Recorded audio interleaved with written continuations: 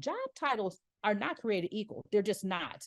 And one, because I am in the insurance industry, you'll see a lot of references to a lot of insurance, because in the insurance industry, I'm known for resume writing. So not only do I do a lot for the company that I work for, people seek me out, but also because I'm part of the CPCU and CLU society, they also seek me out because they know I'm a guru in the resume writing and I have a lot of experience in this industry. So one of the things that our company has is claims specialists.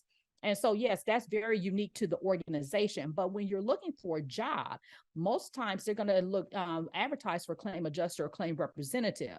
So what I have to coach my insurance clients that work at the same company I do, it's like, no, we're going to not use claim specialist. We're going to use claim adjuster or claim representative if you're looking for another opportunity, because that is the key words that will be looked for in the ATS system. And we'll talk a little bit about the ATS, applicant tracking system. I call it the resume roboture and destroyer, because if it's not speaking the right language, they will spit you out. So therefore, we want to make sure we do everything we can to get past the applicant tracking system.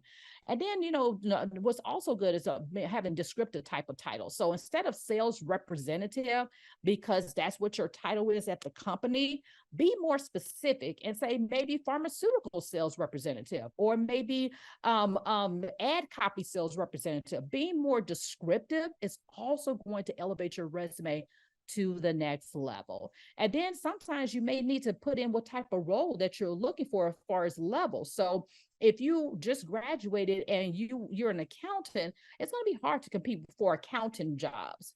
But how about you put in entry-level accountant?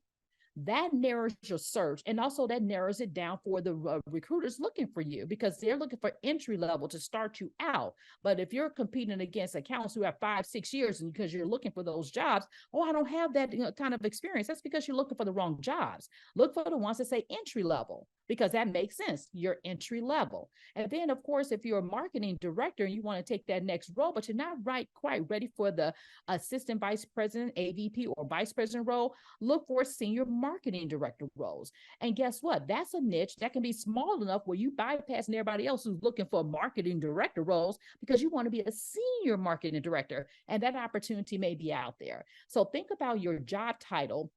And especially when companies get fancy with their job titles and it means nothing to the industry, you can actually change it. And I get this question a lot of times. Well, what if they call my HR department? HR they know it's the same thing. Don't be upset or get afraid of it. They'll say, oh yeah, well, we just call it this here. As long as you don't make up something that is totally outside, the thing, you want to stay industry specific so that HR will understand why you changed it, because it just makes a difference. It's just better for you. And it's all about targeting and niching your resume. Again, the ultimate goal is to land that actual interview.